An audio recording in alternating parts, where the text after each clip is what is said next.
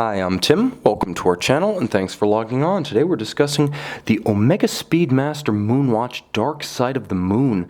44¼ millimeters in black ceramic. You can see this handsome coaxial chronometer chronograph and purchase it on our website.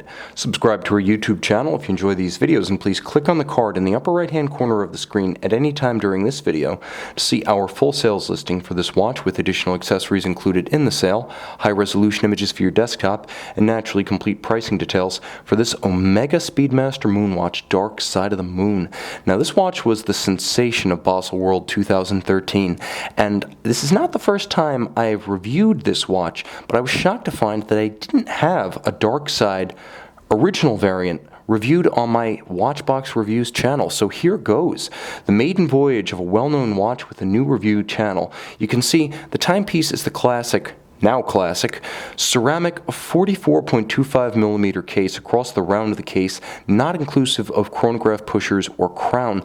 It's a thick watch, make no mistake, 16.4 millimeters. There's a little bit of a cantilever to the tachymetric scale bezel, so it will get hung up on the tightest of dress cuffs, but I'm not sure this watch was ever really styled for that kind of occasion. This is a watch that's a standout, that's designed to be outstanding. You can see from lug to lug, approximately 50 millimeters, so the span across the wrist is easy to accommodate on a smaller wrist.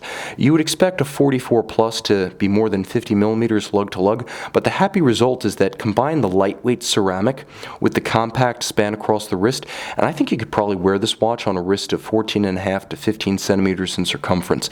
It's that comfortable, it's that light in weight. Now, of course, ceramic has other advantages, such as exceptional scratch resistance, approximately the same that you'll get from a sapphire crystal. So if you're not one to chip or shatter crystals, you're probably not going to be one to chip or shatter ceramic. So this watch will essentially look just as good whether you wear it for 10 years, 20 years, or 30. That's the thing about ceramic. Short of absolute traumatic destruction, it really doesn't show any wear and tear. It easily resists scratches and scuffs. So if you're the type to engage in a lot of desk diving, who can't stand a defaced steel or titanium timepiece, this is the watch for you. Now, the ergonomic case is helped by a strap that, though massively bolstered and very substantial, easily pulls straight down around the curve of a small wrist. You can see there's a lot of bolstering here. It's a textile on the top, but it is leather on the bottom, so you're going to want to put it on a different strap if you plan to get it wet, but at 50 meters water resistance, this isn't the one to take diving in any case. You'll see that the watch features a combination of titanium and ceramic on its very deluxe and nicely appointed twin trigger release clasp. You can see there's a strap minder system underneath, so excess strap length is tucked underneath the body of the clasp. That eliminates the need for minder loops to take up excess slack, cleaning up the aesthetic of the watch. Now, though it is incredibly hard, all of it ceramic, nevertheless, the same variety of finish we associate with the traditional Moonwatch is present and correct. You can see the satin finish achieved with diamond tools on the flanks of the case, a horizontal satin grain, high polish along the bevels. There's also high polish along the lip of the tachymetric scale, and you can see on the top a beautifully rendered sunken tachymetric scale. It's not printed on, it does actually have depth to it. You can feel it just as you can see it. So it's a permanent feature of the bezel itself. Now, you can see there's a little bit of a domed quality to the sapphire. Omega didn't cheap out and go with a flat sapphire. They went with a beautifully domed sapphire. This is expensive to make, and it also creates the slight off-axis distortion that you might associate with the traditional Hesalite crystal Moonwatch, albeit with much greater scratch resistance. Now, the dial, like the case, is all of ceramic. High polished black zirconium oxide. It's a mirrored finish here with applied white gold indices and white gold hands, all fully loomed, easy to read at night, easy to read in direct light. There's a small splash of color in the form of a red tip to the chronograph seconds, as well as red notation of Speedmaster below the Omega marquee at 12 o'clock.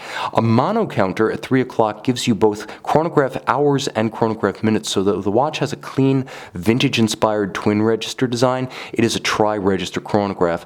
There is a white-on-black printed date disc at 6 o'clock, and it's advanced by using the quick set feature. You can see this time zone functionality allows you to jump forward or backwards, even drive the date backwards or forward across the international date line as you move through space. As a traveler, below or perhaps within orbit. This is a watch well suited to either occasion. Now, it's important to note that the quickset system doesn't actually stop the seconds, either chronograph or constant, so it doesn't disrupt the timing functions of the watch as you travel. Now, if you pull the crown to extremity, and I'll demonstrate this, you get my diminished nails under the crown, you can see how you do have hacking seconds to precisely synchronize to a known accurate reference time. Turn it over, caliber 9300, twin barrels, 60-hour power reserve, 54 joules, exclusive to Omega, unique arabesque coat across winding masts as well as bridges, skeletonized bridge to show the column wheel, and of course, you note as you cycle the chronograph, the column wheel can be seen in action. Full balance bridge with a free-sprung index, very tough. Resistance to both shock-induced timing deviation and shock-induced damage. It also features the SI14 silicon hairspring technology that effectively renders the watch amagnetic or resistant to all magnetism, not just anti-magnetic. Also, the triple-level coaxial system, as envisioned by George Daniels, the full potential of the system has now been realized in the 8500 and 9300 calibers and their successors. Long-term timing stability, short-term timing precision, and reduced long-term maintenance needs. It beats away at the coaxial distinctive 25,200 vibrations per hour. It also features the combination of the column wheel for crispness while selecting functions, and the vertical clutch for smoothness while starting, as well as the ability to run the chronograph continuously with no additional wear and tear to the movement. That's the advantage of a vertical clutch in addition to the smoothness factor. A handsome, versatile, precision, aesthetically innovative, and well-remembered timepiece that's destined to be an icon of its era. You can see and you can own the Speedmaster Dark Side of the Moon on our website.